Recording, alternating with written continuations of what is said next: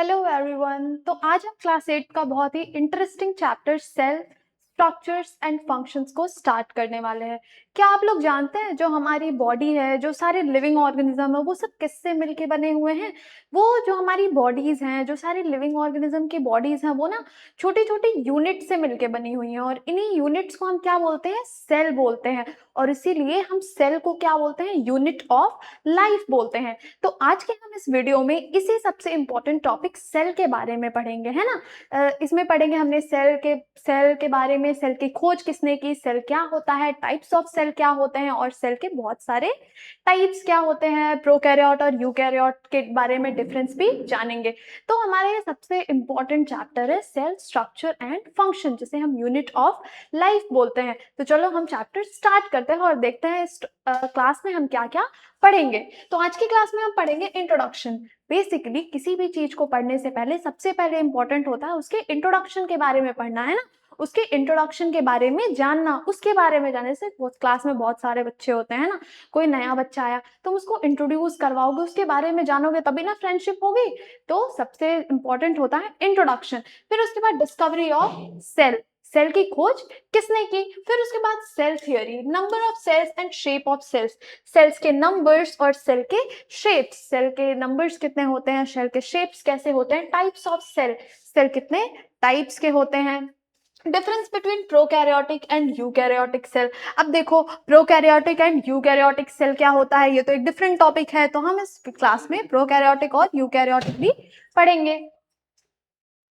उसके बाद structure of cell, cell का स्ट्रक्चर कैसा होता है, plasma membrane, cytoplasm, nucleus, cell organelles और difference between plant and animal cell. तो ये कुछ इंपॉर्टेंट टॉपिक्स हैं जो कि हम क्लास में कवर करेंगे। तो सबसे पहले इंट्रोडक्शन, यहाँ पे तुम्हें सेल का स्ट्रक्चर दिखाई दे रहा होगा, है ना। बेसिकली ये प्लांट सेल है और ये एनिमल सेल है। जो प्लांट है ना वो अलग है और एनिमल्स अलग है। एनिमल्स मतलब उसमें ह्यूमंस भी आ जाएंगे। तो हमारी जो बॉडी है वो अलग टाइप के सेल से बनी हुई है। प्लांट की बॉडी थोड़े डिफरेंट टाइप ऑफ सेल से बनी हुई है और एनिमल्स की बॉडी थोड़े डिफरेंट टाइप ऑफ सेल से बनी हुई है। इसके बारे में जानने के लिए हम आगे देखेंगे, है ना। ये है प्लांट सेल और ये है एनिमल सेल। उसके बाद सबसे important discovery of cell, cell की डिस्कवरी किसने की, सेल की खोज किसने की। तो cell are the basic fundamental unit of life. जो सेल होता है ना वो लाइफ का सबसे बेसिक और फंडामेंटल यूनिट होता है। जैसे देखो एक बिल्डिंग को बनाने के लिए बहुत चीजों की जरूरत होती है ना, सीमेंट की, ईंट की और फिर बहुत सारी चीजों की। तो सबसे इंपॉर्टेंट क्या होता है, ब्रिक्स, है ना। ईंट को ही मिला के क्या बनती है, बिल्डिंग बनती है। तो सबसे इंपॉर्टेंट क्या होते हैं, ब्रिक्स। वैसे ही हमारी बॉडी में सबसे इंपॉर्टेंट क्या है, सेल्स हैं। सेल से ही मिलके हमारी पूरी बॉडी बनी हुई है। इसीलिए हम सेल को basic fundamental unit of life बोलते हैं। Cells are assemble to make the body of every organism. जैसे बिल्डिंग बनाने के लिए ब्रिक को हम एक के ऊपर एक असेंबल करते हैं ना, अरेंज करते हैं, वैसे ही हमारी ऑर्गेनिजम्स की बॉडी बनाने के लिए भी सेल को असेंबल करना पड़ता है, एक के ऊपर एक जोड़ना पड़ता है। इस तो क्या बनता है, एक ऑर्गेनिज्म की बॉडी बनती है। Robert Hooke in 1665 observed slices of cork under a simple magnifying devices. अब देखो सेल की डिस्कवरी किसने की थी, रॉबर्ट हुक ने। किस ईयर में, 1665 में। उन्होंने क्या, एक कॉर्क की एक पतली स्लाइस, कॉर्क क्या होता है, रॉबर्ट हुक ने 1665 में क्या ऑब्जर्व किया, कॉर्क। कॉर्क क्या होता है, कॉर्क होता है पेड़ की छाल, जिसको हम बार्क बोलते हैं। बार्क मतलब पेड़ की छाल। तो उन्होंने क्या किया, 1665 में पेड़ की slice of cork, a thin slice of cork, पेड़ की एक बहुत ही पतली सी छाल ली और उसको कहाँ देखा, एक मैग्नीफाइंग डिवाइस के अंदर देखा। तो उन्होंने क्या देखा, cork is a part of the bark of a tree. मतलब कॉर्क क्या है, एक पेड़ की छाल का एक टुकड़ा है, मतलब पेड़ की छाल को ही हम बार्क बोलते हैं ना। He took thin slice of cork and observed them under a microscope. उन्होंने क्या किया, कॉर्क की एक थिन स्लाइस थी और उसे माइक्रोस्कोप के अंदर देखा। क्या किया, थिन कॉर्क की एक थिन स्लाइस थी, मतलब पेड़ की छाल को क्या बोलते हैं, बार्क, है ना। तो उन्होंने बाग की एक थिन स्लाइस थी और कहाँ देखा, एक माइक्रोस्कोप के अंदर देखा। उन्होंने क्या नोटिस किया, ही noticed compartments in the cork slice. उन्होंने उस स्लाइस में कंपार्टमेंट जैसा ऐसे छोटे छोटे डब्बे है ना, ऐसे थिन स्लाइसेस को ऑब्जर्व किया। उसके बाद who coined the term cell for each box, और ये जो छोटे छोटे बॉक्सेस थे ना जो उन्होंने कॉक के अंदर ऑब्जर्व किया था, इस हर एक बॉक्स को उन्होंने क्या नाम दिया, सेल। उन्होंने इसको क्या बोला, सेल बोला।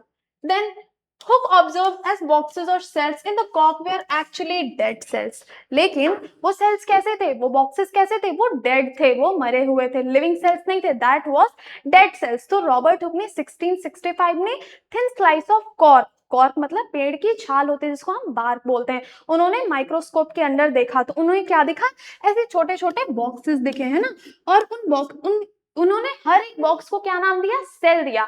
लेकिन ये जो बॉक्सेस थे ये कैसे थे, डेड थे, है ना, ये सेल्स डेड थे, तो उन्होंने डेड सेल पहले ऑब्जर्व किया। तो फिर उसके बाद living cell was discovered by Anton von Leeuwenhoek. Robert Hooke ने तो सेल की डिस्कवरी की, बट उन्होंने कैसे सेल की डिस्कवरी की, उन्होंने डेड सेल की डिस्कवरी की।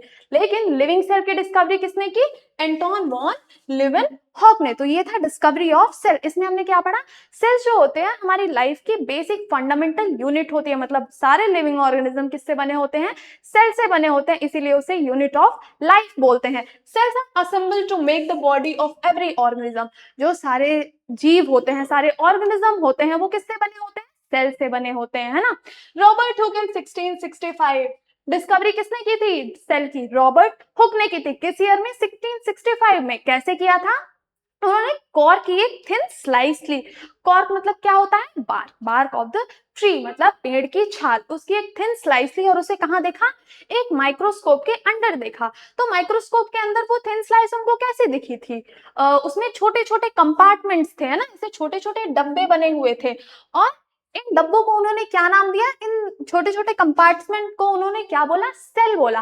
बट ये जो सेल थे ये एक्चुअली में कैसे थे, डेड थे, ये डेड सेल्स थे, है ना। अब रॉबर्ट हुक ने तो डिस्कवरी ऑफ सेल किया 1665 में, बट उन्होंने डेड सेल की डिस्कवरी की, है ना। लेकिन लिविंग सेल की डिस्कवरी किसने की, एंटोन वॉन लीवेनहॉक ने। तो डेड सेल की डिस्कवरी किसने की, रॉबर्ट हुक ने 1665 में की। लेकिन लिविंग सेल की डिस्कवरी किसने की, एंटोन वॉन लीवेनहॉक ने लिविंग सेल की डिस्कवरी की। तो दो इंपॉर्टेंट पॉइंट्स है यहाँ पे, ये है और ये है। तो क्या पढ़ा इसमें हम, सेल क्या होता है, basic fundamental unit of life होता है। सेल की डिस्कवरी 1665 में रॉबर्ट हुक ने किया था, लेकिन उन्होंने कैसा सेल देखा था, डेड सेल्स देखे थे, है ना। लेकिन लिविंग सेल की डिस्कवरी किसने की, एंटोन वॉन लीवेनहॉक ने किया था लिविंग सेल की डिस्कवरी। तो dead cell and living cell both are the different things. Dead cell की डिस्कवरी रॉबर्ट हुक ने 1665 में की थी और लिविंग सेल की डिस्कवरी एंटोन वॉन लीवेनहॉक ने किया था, है ना। तो इसके आगे हम पढ़ेंगे the functional unit of life is called. यहाँ पे एक क्वेश्चन है, क्या है question, the functional unit of life is called, unit life का फंक्शनल यूनिट क्या होता है, cell, egg, nucleus, none of these. इसका आंसर क्या होगा, cell. Cell is the basic fundamental and structural unit of life, वही हमारे लाइफ का फंक्शनल यूनिट होता है, कौन, सेल। तो इसका करेक्ट आंसर क्या होगा, सेल होगा। उसके बाद cell is discovered by, cell को किसने डिस्कवर किया, रॉबर्ट ब्राउन ने, रॉबर्ट हुक ने, जॉन मेंडल ने और चार्ल्स डार्विन ने। हमने पढ़ा था कि रॉबर्ट हुक ने सेल की डिस्कवरी की थी, तो इसका करेक्ट आंसर होगा रॉबर्ट हुक। उसके बाद है सेल थियरी, है ना। सेल थियरी क्या होता है, the cell theory was proposed by Matthews Jacobs Hayden and Theodor Schwann in 1838। Cell की डिस्कवरी किसने की थी, रॉबर्ट हुक ने 1665 में सेल की डिस्कवरी की थी, लेकिन वो सेल कैसा था, डेड सेल था। और लिविंग सेल की डिस्कवरी किसने की थी, एंटोन वॉन लीवेनहॉक ने की थी लिविंग सेल की डिस्कवरी, है ना। अब देखो सेल थियरी, सेल की थियरी किसने दिया था, सेल की थियरी 1838 में दो साइंटिस्ट ने दिया था। क्या नाम था उनका, Matthews Jacobs Hayden and Theodor Schwann, है ना। ये दो साइंटिस्ट थे जिन्होंने क्या दिया था, सेल की थियरी दी थी। उन्होंने अपनी थियरी में क्या लिखा था, all living organism are composed of one or more cells. जो लिविंग ऑर्गेनिज्म होते हैं, जो सारे जीव होते हैं, जीवित प्राणी होते हैं, वो कैसे बने होते हैं? सेल से बने होते हैं। या तो वो एक सेल से बने होंगे या तो वो बहुत सारे सेल से बने होंगे। All living organism are composed of one or more cells. जो सारे लिविंग ऑर्गेनिज्म होते हैं वो सिर्फ एक सेल से बने होंगे या फिर बहुत सारे सेल से बने होंगे। फिर a cell is the basic structural and functional unit of living organism। ये तीनों बहुत इंपॉर्टेंट पॉइंट्स हैं, ये तुम्हें एकदम याद रखना है ना। कि सेल की थियरी किसने दी थी? सेल की थियरी दो साइंटिस्ट ने दी थी, मैथ्यू जैकब स्लेडन और थियोडर स्वान ने दी थी। कब दी थी? 1838 में। उन्होंने क्या बोला कि जो सारे लिविंग ऑर्गेनिज्म है वो एक या एक से अधिक सेल से बने होंगे, या तो एक सेल से या फिर एक से बहुत ज्यादा सेल से मिलके बने होते हैं। और सेल क्या होता है? वो structural and functional unit of life होता है ना, मतलब सारे लिविंग ऑर्गेनिज्म सेल से मिलके बने होते हैं। All cells arise from pre existing cells. अब देखो इसमें क्या है? All cells arise from pre existing sales.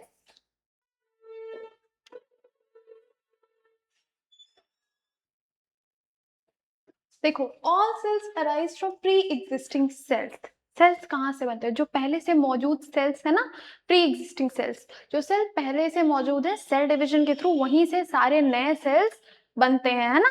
तो सेल थियरी किसने दी थी? दो साइंटिस्ट ने दी थी, मैथ्यू जैकब स्लेडन और थियोडर स्वान ने। कब दिया था? 1838 में दिया था। उन्होंने अपनी थियरी में क्या बोला कि जो सारे लिविंग ऑर्गेनिजम्स हैं वो किससे बने हैं? एक या एक से ज्यादा सेल से बने हुए हैं। असल में basic structural and functional unit of living organism. जो सेल होता है वो लिविंग ऑर्गेनिज्म का स्ट्रक्चरल एंड फंक्शनल यूनिट होता है ना। सारे स्ट्रक्चर फंक्शंस किससे होते हैं? सेल से ही होते हैं, इसीलिए हम सेल को यूनिट ऑफ लाइफ भी बोलते हैं। All cell arise from pre existing cells. जो सारे सेल्स नए सेल्स बनते हैं वो किससे बनते हैं? प्री एग्जिस्टिंग सेल से, मतलब जो सेल्स पहले से मौजूद हैं उसी सेल से बनते हैं।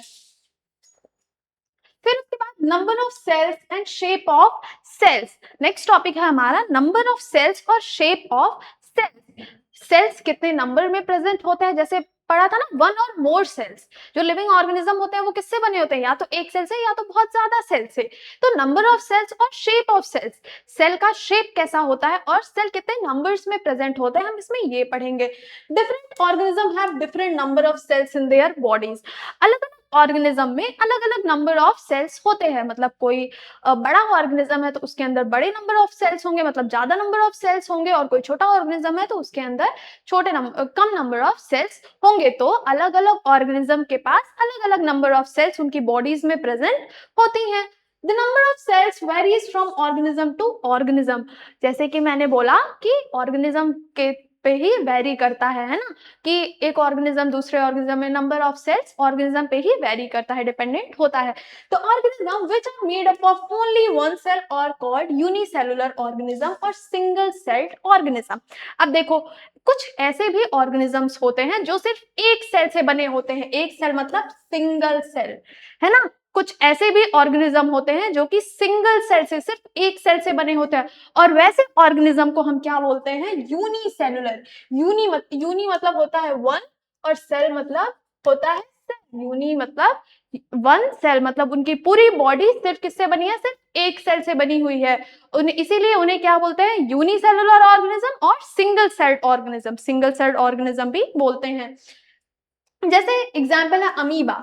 अमीबा है ना, ये क्या होता है? माइक्रो ऑर्गेनिजम्स है, ये सिर्फ एक सेल से बने होते हैं, इसको हम क्या बोलते हैं? यूनिसेलुलर बोलते हैं। पैरामीशियम, यूग्लेना और फिर क्लेमाइडोमोनास, है ना, एक्सेट्रा। ये सब कुछ ऑर्गेनिजम्स हैं जो कि सिर्फ एक सेल से बने होते हैं, इसको हम क्या बोलते हैं? यूनिसेलुलर ऑर्गेनिजम्स बोलते हैं। फिर the organism which are made up of many cells are called multicellular organisms. और कुछ ऐसे भी ऑर्गेनिजम्स होते हैं कि जो बहुत सारे सेल से मिलके बने होते हैं ना, बहुत सारे सेल से मिलके बने होते हैं, उनको हम क्या बोलते हैं? मल्टी सेलुलर ऑर्गेनिजम्स बोलते हैं ना। मल्टी सेलुलर जैसे कि एनिमल्स हो गए, प्लांट्स हो गए और ह्यूमंस। प्लांट्स हो गए, एनिमल्स हो गए, ह्यूमंस हो गए, ये सब क्या है? ये सब मल्टी सेलुलर ऑर्गेनिजम्स हैं। जो हमारी बॉडी है ना, ये बहुत सारे सेल से मिलके बनी हुई है। तो क्या है? Number of cells and shape of cells. इसमें हमने क्या क्या पढ़ा? Different organisms have different number of cells in their bodies. अलग अलग डिफरेंट ऑर्गेनिजम्स के पास उनकी बॉडी में अलग अलग नंबर ऑफ सेल्स होंगे। The number of cells varies from organism to organism. जो नंबर ऑफ सेल्स होंगे वो ऑर्गेनिज्म से ऑर्गेनिज्म पे डिपेंडेंट होंगे, है ना। फिर दो टाइप्स के होते हैं ऑर्गेनिज्म, दो टाइप्स के होते हैं, एक तो होता है मल्टी सेलुलर, एक होता है मल्टी सेलुलर और दूसरा होता है यूनिसेलुलर। अब बताओ मल्टी सेलुलर क्या होता है और यूनिसेलुलर। जो ऑर्गेनिज्म, जिस ऑर्गेनिज्म की बॉडी सिर्फ एक सेल से बनी होती है उनको हम क्या बोलते हैं, यूनिसेलुलर, मतलब सिंगल सेल्ड ऑर्गेनिज्म। जैसे अमीबा हो गया, पैरामीशियम हो गया, ये सब क्या है, ये सब यूनिसेलुलर ऑर्गेनिजम्स हैं। फिर उसके बाद मल्टी सेलुलर में क्या होता है कि ऑर्गेनिजम्स की बॉडी बहुत सारे सेल से मिलके बनी होती है, उनको हम क्या बोलते हैं, मल्टी सेलुलर ऑर्गेनिज्म। जैसे कि एनिमल्स हो गए, प्लांट्स हो गए, ह्यूमंस हो गए, ये सब क्या है, ये सब मल्टी सेलुलर है ना। तो समझ में आया what is multi cellular and unicellular. Multi cellular मतलब बहुत सारे सेल्स, मेनी सेल्स, और यूनिसेलुलर मतलब सिंगल सेल। मल्टी सेलुलर मतलब जिस ऑर्गेनिज्म की बॉडी बहुत सारे सेल से बनी हुई हो, और यूनिसेलुलर मतलब जिस ऑर्गेनिज्म की बॉडी सिर्फ सिंगल सेल से बनी हुई हो, वो होता है मल्टी सेलुलर एंड यूनिसेलुलर। इसके बाद यहाँ पे कुछ यूनिसेलुलर ऑर्गेनिजम्स हैं। यूनिसेलुलर मतलब कि ऐसी ऑर्गेनिजम्स जिनकी बॉडी सिर्फ एक सेल से बनी हुई है, ठीक है ना। फिर यहाँ पे कुछ मल्टी सेलुलर ऑर्गेनिजम्स हैं कि जिनकी बॉडी बहुत सारे सेल से मिलके बनी हुई हो। यूनिसेलुलर में बैक्टीरिया आ गया, पैरामीशियम आ गया, क्लैमिडोमोनास आ गया, अमीबा आ गया, ये सब क्या है, ये सब सिंगल सेल्ड ऑर्गेनिजम्स हैं, इनकी बॉडी सिर्फ एक सेल से बनी हुई है। फिर मल्टी सेलुलर में ऑक्टोपस आ गया, पेट्रोमाइजोन आ गया, ये सब कैसे ऑर्गेनिजम्स हैं, इनकी बॉडी बहुत सारे सेल से मिलके बनी हुई है, ये सब मल्टी सेलुलर ऑर्गेनिज्म है। यूनिसेलुलर मतलब सिंगल सेल, मल्टी सेलुलर मतलब बहुत सारे सेल्स, मेनी सेल्स। तो ऐसे ऑर्गेनिज्म जिनकी बॉडी सिर्फ एक सेल से बनी हुई हो उन्हें हम क्या बोलेंगे, यूनिसेलुलर बोलेंगे। और ऐसे ऑर्गेनिज्म जिनकी बॉडी बहुत सारे सेल से बनी हुई हो उनको हम क्या बोलेंगे, मल्टी सेलुलर ऑर्गेनिजम्स बोलेंगे। आई होप मल्टी सेलुलर और यूनिसेलुलर अच्छे से समझ में आया होगा। इसके बाद हम पढ़ेंगे वैरायटी इन शेप, मतलब सेल का शेप कैसा होता है ना। The shape size vary from cell to cell consistent with their functions and compositions। तो जो शेप होता है, साइज होता है, वो हर एक सेल का अलग अलग होता है according to their functions and compositions, है ना। अब देखो सेल, जैसे ह्यूमन रेड ब्लड कॉर्पस्कल्स, है ना।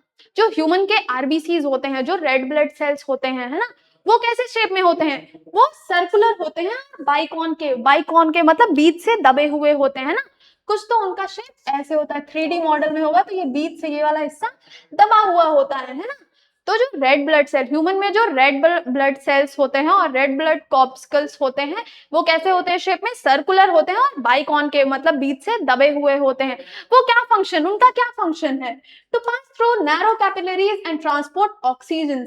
वो क्या करते हैं, बहुत पतली पतली नसों से, वेन से, कैपिलरीज से जाते हैं और क्या करते हैं, ऑक्सीजन को ट्रांसपोर्ट करते हैं ना। फिर उसके बाद व्हाइट ब्लड कॉर्प्यूल्स मतलब व्हाइट ब्लड सेल्स, WBCs, इनका शेप कैसा होता है, amoeboid with pseudopodia so that it can change shape.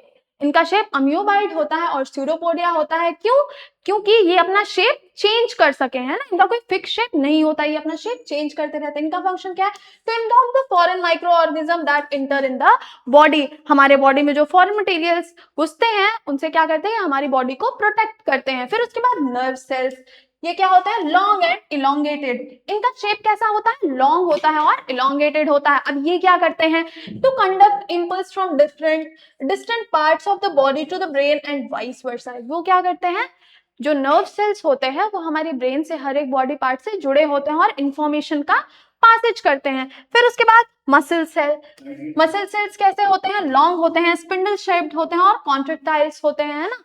तो इनका शेप अलग होता है। अब देखो इनका फंक्शन क्या होता है, टू पुल और स्क्वीज द पार्ट। ये क्या करते हैं, हमारे पार्ट्स को पुल करते हैं और स्क्वीज करने में भी हेल्प करते हैं। फिर उसके बाद गार्ड सेल, जो स्टोमेटा में गार्ड सेल होता है, उसका शेप कैसा होता है, बीन शेप, जैसे किडनी बीन्स होते हैं ना, इस शेप का, ऐसे ही गार्ड सेल का शेप होता है। ये क्या करते हैं, टू ओपन और क्लोज द पोर्स, ये पोर्स को ओपन और क्लोज करने में हेल्प करते हैं। तो इसमें हमने क्या पढ़ा, वैरायटी इन शेप। जो सेल्स होते हैं उनका शेप कैसे, उनके फंक्शंस पे और उनके कंपोजिशन पे डिपेंडेंट होता है ना। ह्यूमन जो आरबीसीज होते हैं वो कैसे होते हैं, सर्कुलर होते हैं, बाइकॉन के मतलब बीच से दबे हुए होते हैं। क्यों, क्योंकि उन्हें बहुत पतले पतले कैपिलरीज और वेन्स के थ्रू जाना पड़ता है और ऑक्सीजन का ट्रांसपोर्टेशन करना पड़ता है। तो सेल्स के शेप डिफरेंट क्यों है? क्योंकि उनके कंपोजिशन और उनके फंक्शंस भी डिफरेंट हैं। तो शेप किस पे डिपेंड करता है? सेल के फंक्शंस और कंपोजिशन पे सेल का शेप डिपेंड करता है। हर एक सेल का डिफरेंट शेप होता है, जैसे आरबीसी का डिफरेंट है, डब्ल्यूबीसी का डिफरेंट है, नर्व सेल का डिफरेंट है, मसल सेल्स का और गार्ड सेल के डिफरेंट शेप्स हैं। क्यों? क्योंकि उनके काम भी डिफरेंट है। तो वैरायटी इन शेप्स में क्या पढ़ा? सेल के जो शेप्स होते हैं वो किस पे डिपेंडेंट करेंगे? वो सेल के फंक्शंस पे और उनके कंपोजिशन पे डिपेंड करते हैं सेल के शेप्स। इसके बाद हम पढ़ेंगे साइज ऑफ सेल। शेप तो हमने पढ़ लिया, अब हम पढ़ेंगे साइज। शेप में क्या पढ़ा कि सेल का जो शेप है वो किस पे डिपेंड करेगा? उनके फंक्शन और कंपोजिशन पे। अब सेल का साइज किस पे डिपेंड करेगा? The size of cell in living organism may be as small as in micron और may be as large as a few centimetre. तो देखो, लिविंग ऑर्गेनिज्म में जो सेल्स होते हैं वो माइक्रोन कितने छोटे भी हो सकते हैं और कुछ सेंटीमीटर तक बड़े भी हो सकते हैं, ये भी वेरी करता है। The smallest cell is mycoplasma, size 0.1 micrometre. अब याद रखने वाला चीज ये है, इंपॉर्टेंट पॉइंट, इसको स्टार मार्क करो। क्या है इसमें? सबसे स्मॉलेस्ट सेल क्या होता है? माइकोप्लाज्मा। सबसे स्मॉलेस्ट सेल लिविंग ऑर्गेनिज्म में सबसे स्मॉलेस्ट सेल क्या होता है? माइकोप्लाज्मा। इसका साइज कितना होता है? 0.1 माइक्रोमीटर। तो जो सबसे स्मॉलेस्ट सेल होता है वो कौन सा है? माइकोप्लाज्मा, और इसका साइज कितना होता है? 0.1 micrometer. While the largest cell measuring 170 mm to 130 mm is the egg of an ostrich. अब देखो, सबसे बड़ा सेल कौन सा होता है? ऑस्ट्रिच का एग, जो कितना होता है? 170 to 130 mm, मतलब उसकी हाइट और विड्थ, है ना। तो सबसे छोटा सेल कौन सा है? माइकोप्लाज्मा, और सबसे बड़ा सेल कौन सा है? Ostrich. The size of the cell has no relation with the size of the body of the animal or plant. अब देखो, जो सेल की साइज होती है वो प्लांट और एनिमल्स के बॉडी पे डिपेंडेंट नहीं करती है। The size of cell is related to it functions. वो क्या करता है? उसके फंक्शन पे डिपेंडेंट करते हैं। तुम लोग को लगेगा कि एक हाथी है और एक आदमी, हाथी तो बहुत बड़ा है तो उसके अंदर बड़े बड़े सेल्स होंगे। नहीं, बड़े बड़े सेल्स नहीं होंगे, उसके अंदर ज्यादा सेल्स होंगे, है ना, ज्यादा सेल प्रेजेंट होंगे। हमारी बॉडी में कम सेल, साइज तो सेम रहेगा लेकिन क्या होगा? उसकी बॉडी में ज्यादा सेल प्रेजेंट होंगे और हमारी बॉडी में कम सेल प्रेजेंट होंगे। दो जो सेल का साइज है वो उस पे नहीं डिपेंड करता कि जानवर बहुत बड़ा है या इंसान बहुत छोटा, उस पे नहीं डिपेंड करता। वो किस पे डिपेंड करता है? फंक्शन पे डिपेंड करता है ना। हाथी है, बहुत बड़ा है, तो उसके अंदर बड़े बड़े सेल्स नहीं होंगे, उसके अंदर छोटे छोटे सेल्स बट ज्यादा सेल्स होंगे। हमारी बॉडी छोटी है, हम छोटे हैं, तो हमारे अंदर छोटे छोटे सेल्स नहीं, सेम अमाउंट के सेल्स होंगे, सेम साइज के सेल होंगे लेकिन कम सेल्स होंगे, है ना। तो साइज ऑफ सेल में हमने क्या पढ़ा? जो लिविंग ऑर्गेनिज्म होते हैं उनमें सेल का साइज कितना होता है? स्मॉल माइक्रोन में भी हो सकता है और कुछ सेंटीमीटर बड़े भी हो सकते हैं। सबसे स्मॉलेस्ट सेल कौन सा है? माइकोप्लाज्मा है। और सबसे बड़ा सेल कौन सा है? ऑस्ट्रिच का एग है। इसमें ये तीन इंपॉर्टेंट पॉइंट्स है जो कि याद रखना जरूरी है, सबसे स्मॉलेस्ट सेल और सबसे लार्जेस्ट सेल, है ना। ये था तुम्हारा साइज ऑफ सेल। यहाँ पे देखो, largest cell and smallest cell. यहाँ पे तुम्हें लार्जेस्ट सेल और स्मॉलेस्ट सेल दिखाया गया है ना। ये है एग का, ऑस्ट्रिच का एग, सबसे लार्जेस्ट सेल, है ना। सबसे लार्जेस्ट सेल क्या है? ऑस्ट्रिच का एग। फिर उसके बाद सबसे स्मॉलेस्ट सेल क्या है? माइकोप्लाज्मा। ये जो तुम्हें माइक्रोस्कोप के अंदर का ये सब दिख रहा है ना, ये माइक्रोस्कोपिक है। ये जो राउंड राउंड स्ट्रक्चर्स, ये तो माइक्रोस्कोप में तुम्हें इतने बड़े दिख रहे हैं बट ये 1 माइक्रोन कितना होते हैं, है ना। तो ये सबसे स्मॉलेस्ट सेल है। तो सबसे लार्जेस्ट सेल कौन सा है? ऑस्ट्रिच का एग। और सबसे स्मॉलेस्ट सेल कौन सा है? माइकोप्लाज्मा। ये तो तुम्हारा लार्जेस्ट एंड स्मॉलेस्ट सेल। इसके बाद हम पढ़ेंगे number of cells and shape of cells. यहाँ पे एक क्वेश्चन है, majority of cells can not be seen directly with our naked eyes because. अब देखो, बहुत सारे सेल्स हम अपनी नेकेड आईज से नहीं देख सकते हैं। क्यों नहीं देख सकते? Organisms are generally unicellular. जो ऑर्गेनिजम्स होते हैं वो यूनिसेलुलर होते हैं? नहीं, यूनिसेलुलर भी होते हैं और मल्टी सेलुलर भी होते हैं। cells are microscopic, cells are present only inside the body, cell are grouped into tissues. नहीं, क्योंकि सेल क्या होते हैं, माइक्रोस्कोपिक होते हैं, हम सेल को बस माइक्रोस्कोप के अंदर ही देख सकते हैं. Majority of cells can not be seen directly with our naked eyes because cells are microscopic. Cells कैसे होते हैं, माइक्रोस्कोपिक. हम सेल को देखने के लिए माइक्रोस्कोप का ही यूज करते हैं, तभी हमें माइक्रोस्कोप से सेल दिखते हैं. तो इसका आंसर होगा सेल्स आर माइक्रोस्कोपिक. उसके बाद choose the correct statement with respect to unicellular organism. अब बताओ इसमें से यूनिसेलुलर ऑर्गेनिज्म के लिए कौन सा स्टेटमेंट करेक्ट है. In unicellular organism tissues work is in coordination to perform different functions. Unicellular organism do not require food, ये भी गलत है. Unicellular organisms respire and reproduce. All unicellular organisms moves by cilia. अब देखो cilia क्या होता है, जो unicellular organisms होते हैं उन पे hair like structures होते हैं, उनकी बॉडी पे hair like structures होते हैं और इस hair like structure को हम cilia बोलते हैं, जो कि क्या करता है, मूव करने में, मूवमेंट करने में हेल्प करता है ना. तो बताओ इसका करेक्ट आंसर क्या होगा. देखो क्या था क्वेश्चन. हाँ, choose the correct statement with respect to unicellular organisms. इसमें से यूनिसेलुलर ऑर्गेनिज्म के लिए क्या करेक्ट है, बताओ.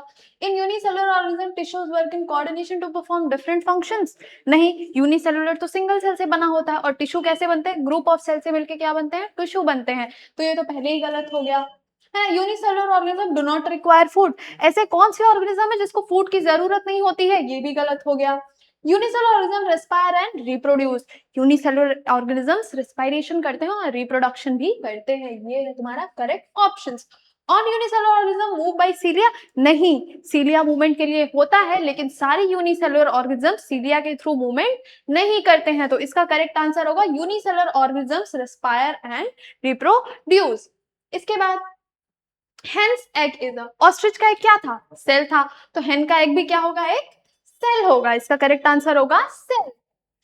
अब देखो, this cell capable of changing shapes are. ऐसे कौन से सेल हैं जो अपना शेप चेंज करने में कैपेबल होते हैं. Amoeba cell, WBC. Amoeba cell ये भी क्या करते हैं, अपने सेल्स को चेंज करते हैं. किसकी, स्यूडोपोडिया. स्यूडोपोडिया मतलब फास्ट फीट होता है, उनके थ्रू अपने शेप्स को चेंज करते रहते हैं. और डब्ल्यूबीसी हमने पढ़ाई, डब्ल्यूबीसी में भी वो क्या करते हैं, अपना शेप चेंज करते रहते हैं. तो इसका आंसर होगा बोथ ऑफ दीज. तो ऐसे दो से मतलब अमीबा सेल्स और डब्ल्यूबीसी ये दोनों क्या करते हैं, अपने शेप को चेंज करने में कैपेबल होते हैं. तो इसका आंसर होगा बोथ ऑफ दीज. इसके बाद हम पढ़ेंगे टाइप्स ऑफ सेल. अब देखो टाइप्स ऑफ सेल, अभी तक तो हमने पढ़ा सेल, उसके बाद हमने पढ़ा टाइप्स ऑफ, उसके बाद हम पढ़ेंगे टाइप, शेप और साइज पढ़ा. तो अभी हमारा टॉपिक है टाइप्स ऑफ सेल. सेल कितने प्रकार के होते हैं. There are two distinct type of cells. मतलब यहाँ पे दो टाइप्स ऑफ सेल्स होते हैं ना, two different type of cells होते हैं. कौन कौन से, एक तो होता है प्रोकैरियोटिक सेल और दूसरा होता है यूकैरियोटिक सेल. अब देखो प्रोकैरियोटिक और यूकैरियोटिक क्या होता है, ये दोनों तो अलग अलग है. अब अलग अलग है तो इनके फंक्शंस, इनके शेप, इन सब कुछ अलग होगा, है ना. कोई अलग अलग क्यों होता है, क्योंकि उसमें अलग different shape, different qualities, different sizes होते हैं, इसीलिए ना दो चीजें अलग होती हैं. अगर सेम रहता तो हम दोनों को सेम बोल सकते थे ना. तो ये दोनों अलग अलग है. तो चलो हम पढ़ते हैं प्रोकैरियोटिक क्या होता है, यूकैरियोटिक क्या होता है. Prokaryotics are organisms whose cell lack a nucleus and other organelles. जो प्रोकैरियोट सेल होता है उसमें न्यूक्लियस नहीं होता है. न्यूक्लियस क्या होता है, nucleus is called brain of cell, है ना. जैसे हमारे बॉडी में ब्रेन होता है ना, हमारी एक्टिविटीज को, इंफॉर्मेशन को, सब कुछ कंट्रोल करता है.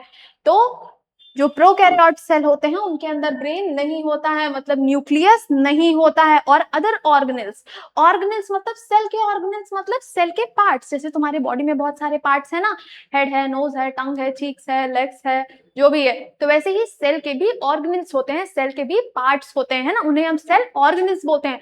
तो प्रोकैरियोट्स ऐसे ऑर्गेनिजम्स होते हैं, ऐसे सेल्स होते हैं जिनके अंदर न्यूक्लियस और अदर ऑर्गेनेल नहीं होता है ना. जैसे बैक्टीरिया, बैक्टीरिया क्या है, एक प्रोकैरियोट है. प्रोकैरियोट यूनिसेलुलर ऑर्गेनिज्म है, मतलब सिर्फ एक सेल है. और प्रोकैरियोट है मतलब इसके अंदर ब्रेन ऑफ सेल, न्यूक्लियस नहीं है और अदर ऑर्गेनेल्स भी प्रेजेंट नहीं है. अब देखो प्रोकैरियोटिक सेल क्या होता है, nucleus is not well organised. जो न्यूक्लियस होता है वो वेल ऑर्गेनाइज्ड, वेल डेवलप्ड नहीं हुआ रहता है ना, एकदम इनिशियल फेज पे होता है। The cells having nuclear material without nuclear membrane are termed as prokaryotic cell. देखो, इसमें न्यूक्लियर मटेरियल तो होता है लेकिन न्यूक्लियर मेम्ब्रेन नहीं होता है। ऐसे ऑर्गेनिजम्स, ऐसे सेल्स को हम क्या बोलते हैं? प्रोकैरियोटिक सेल बोलते हैं, है ना। न्यूक्लियस वेल ऑर्गेनाइज्ड नहीं होता है, मतलब न्यूक्लियस प्रेजेंट नहीं होता है। क्या होता है इसमें? न्यूक्लियर मटेरियल्स तो होंगे लेकिन उसमें न्यूक्लियर मेम्ब्रेन नहीं होगा, है ना, इसीलिए न्यूक्लियस को वेल ऑर्गेनाइज्ड नहीं माना जाता है। तो ऐसे सेल्स को हम क्या बोलते हैं? प्रोकैरियोटिक सेल्स बोलते हैं। The organism with these kind of cells are called prokaryotes. अब ऐसे organisms जिसके अंदर इस टाइप के सेल्स हैं उसको हम क्या बोलते हैं? प्रोकैरियोटिक organisms बोलते हैं। प्रो मतलब क्या होता है? प्रिमिटिव होता है। कैरियन मतलब होता है न्यूक्लियस, है ना।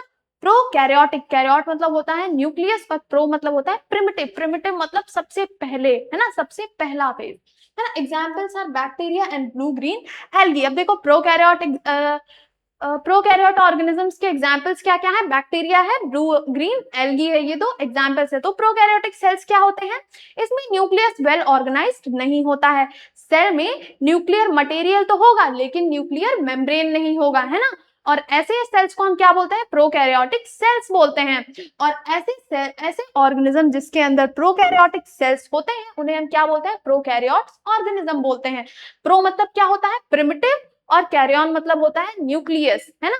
प्रिमिटिव मतलब सबसे पहले, है ना, सबसे पहला, फर्स्ट। इसके एग्जांपल्स हैं बैक्टीरिया है और ब्लू ग्रीन एल्गी है। तो ये था हमारा प्रोकैरियोट सेल। इसके बाद यूकैरियोटिक सेल्स। यूकैरियोटिक सेल्स क्या होते हैं? Well organised nucleus. इसमें क्या होगा? न्यूक्लियस वेल ऑर्गेनाइज्ड होगा, मतलब न्यूक्लियर मटेरियल भी होगा और न्यूक्लियर मेम्ब्रेन भी होगा। मतलब the cells having nuclear material with nuclear membrane are termed as eukaryotic cells। मतलब कि ऐसे सेल्स जिसमें न्यूक्लियर मटेरियल है साथ में न्यूक्लियर मेम्ब्रेन है तो उसे हम क्या बोलेंगे? यूकैरियोटिक सेल बोलेंगे। और all organism other than bacteria and blue algae, green algae are called eukaryotic. तो जो और सारे ऑर्गेनिजम्स हैं, है ना, और सारे ऑर्गेनिज्म बैक्टीरिया और ब्लू ग्रीन एल्गी को छोड़ के वो सब कैसे हैं? यूकैरियोट्स हैं। यू मतलब क्या होता है? ट्रू, और कैरियन मतलब होता है न्यूक्लियस, ट्रू न्यूक्लियस, मतलब इसमें पूरा well developed, well organised nucleus present होता है, जैसे एनिमल और प्लांट्स। तो जो हम हैं, हम प्लांट्स हैं, एनिमल्स हैं, ह्यूमंस हैं, ये सब कैसे हैं? प्रोकैरियोट्स हैं, है ना। मतलब हमारे अंदर वेल डिफाइंड न्यूक्लियस प्रेजेंट होता है। Well defined nucleus, well organised nucleus मतलब न्यूक्लियर मटेरियल के साथ साथ न्यूक्लियर मेम्ब्रेन भी प्रेजेंट होता है। और ऐसे सेल्स को हम यूकैरियोटिक सेल्स बोलते हैं। और ऐसे ऑर्गेनिज्म जिसके अंदर यूकैरियोटिक सेल्स होते हैं उन्हें हम क्या बोलते हैं? यूकैरियोट्स बोलते हैं। तो बैक्टीरिया और ब्लू ग्रीन एल्गी ये कैसे हैं? प्रोकैरियोट्स हैं। और जो ह्यूमंस, एनिमल्स, प्लांट और भी बाकी सारे ऑर्गेनिज्म है वो कैसे हैं? यूकैरियोट्स हैं। तो यूकैरियोटिक और प्रोकैरियोटिक अच्छे से समझ में आए? प्रोकैरियोट मतलब वेल डिफाइंड न्यूक्लियस प्रेजेंट नहीं होता है, न्यूक्लियर मटेरियल होता है बट न्यूक्लियर मेम्ब्रेन एब्सेंट होता है ना। और यूकैरियोटिक में well defined, well organised nucleus present होता है, न्यूक्लियर मटेरियल के साथ साथ न्यूक्लियर मेम्ब्रेन भी प्रेजेंट होता है। और ऐसे ऑर्गेनिजम्स को हम यूकैरियोटिक ऑर्गेनिजम्स भी बोलते हैं। यू मतलब ट्रू और कैरियोटिक मतलब न्यूक्लियस, कैरियन मतलब न्यूक्लियस, मतलब ट्रू न्यूक्लियस। ऐसे ऑर्गेनिजम्स, ऐसे सेल्स जिसमें ट्रू न्यूक्लियस प्रेजेंट हो उसको हम क्या बोलेंगे? यूकैरियोटिक सेल्स बोलेंगे। और यूकैरियोटिक एनिमल्स बोलेंगे, है ना, यूकैरियोटिक ऑर्गेनिजम्स बोलेंगे। एग्जाम्पल प्लांट और एनिमल्स और ह्यूमंस। तो ये था प्रोकैरियोटिक एंड यूकैरियोटिक, है ना। यहाँ पे है प्रोकैरियोटिक और यूकैरियोटिक सेल का डायग्राम है ना। ये देखो, ये है यूकैरियोट्स और ये है प्रोकैरियोट। ये है प्रोकैरियोट का डायग्राम और ये है यूकैरियोट सेल का डायग्राम। ये देखो, कैप्सूल है, cell wall, nucleoid, plasmid, flagella. Flagella वही जो मैंने टेल लाइक स्ट्रक्चर बोला था ना, सीलिया और फ्लैजिला, ये मूवमेंट कराने में हेल्प करते हैं। फिर उसके बाद यहाँ पे प्रोकैरियोट है, यहाँ पे न्यूक्लियस है, न्यूक्लियोप्लाज्म है, क्रोमैटिन है, न्यूक्लियर एनवेलप है। ये सब क्या है? ये सब न्यूक्लियस के ही पार्ट्स है। इसमें क्या है? प्रोकैरियोट्स में यूकैरियोट्स और प्रोकैरियोट्स, इसमें क्या है? प्रोकैरियोटिक में क्या होता है? वेल ऑर्गेनाइज्ड न्यूक्लियस प्रेजेंट नहीं होता है ना। इसमें वेल डिफाइंड न्यूक्लियस प्रेजेंट नहीं होता है। क्या होता है? ये सब न्यूक्लियर मटेरियल्स है, न्यूक्लियर मेम्ब्रेन नहीं है। तो ये क्या हो गए? ये प्रोकैरियोटिक हो गए और ये क्या हो गए? ये यूकैरियोटिक हो गए। तो ये था तुम्हारा प्रोकैरियोट और यूकैरियोट का सिंपल डायग्राम। यूकैरियोट मतलब well defined well organised nucleus present होंगे, और प्रोकैरियोट मतलब well defined well organised nucleus नहीं प्रेजेंट होंगे, सिर्फ न्यूक्लियर मटेरियल प्रेजेंट होगा, न्यूक्लियर मेम्ब्रेन प्रेजेंट नहीं होगा। तो ये था यूकैरियोटिक एंड प्रोकैरियोटिक। अब देखो यहाँ पे एक क्वेश्चन है, आइडेंटिफाई द करेक्ट स्टेटमेंट। यहाँ पे तुम्हें करेक्ट स्टेटमेंट को क्या करना है, आइडेंटिफाई करना है। Tissue is the group of dissimilar cells, an organ consist of similar cells, vacuoles are not found in plant cell, prokaryote do not have nucleus. तो अभी तुमने क्या पढ़ा, प्रोकैरियोट के बारे में पढ़ा, उनके पास क्या होता है, न्यूक्लियस नहीं होता है। तो करेक्ट स्टेटमेंट क्या होगा, prokaryotes do not have nucleus, ये इसका करेक्ट आंसर होगा। उसके बाद single cell organism are called, जो सिंगल सेल ऑर्गेनिजम्स होते हैं उन्हें हम क्या बोलते हैं, यूनिसेलुलर बोलते हैं, है ना, यूनिसेलुलर ऑर्गेनिजम्स। फिर उसके बाद read the following pair of examples of organism. यहाँ पे कुछ पेयर ऑफ ऑर्गेनिजम्स दिए हुए हैं, मतलब दोनों एक दूसरे से रिलेट करते हैं या नहीं, इसका ये करेक्ट आंसर बताओ। Moss and sponge, yeast and amoeba, bacteria and blue green algae, penicillium and spirogyra. तो इसमें प्रोकैरियोटिक ऑर्गेनिजम्स में तुमने क्या क्या पढ़ा था, bacteria and blue green algae, यहाँ पे लिखा ना bacteria and blue green algae. तो ये कैसे ऑर्गेनिजम्स है, ये प्रोकैरियोटिक ऑर्गेनिजम्स हैं। तो यहाँ पे इसका करेक्ट आंसर क्या होगा, bacteria and blue green algae. ये कैसे ऑर्गेनिजम्स हैं, ये प्रोकैरियोटिक ऑर्गेनिजम्स हैं, इनके अंदर well defined well organised nucleus present नहीं होगा। इसके बाद हम अगली क्लास में स्ट्रक्चर ऑफ सेल के बारे में पढ़ेंगे, है ना, सेल स्ट्रक्चर ऑफ सेल और सेल ऑर्गेनेल्स के बारे में। इस क्लास में जो भी कुछ नहीं समझ में आया होगा कमेंट सेक्शन में जरूर अपने डाउट्स को पूछना, और वीडियो अच्छी लगी हो तो लाइक शेयर सब्सक्राइब जरूर करना, और डाउट होगा तो कमेंट जरूर करना। नेक्स्ट क्लास में हम आगे के टॉपिक्स को कवर करेंगे। Thank you.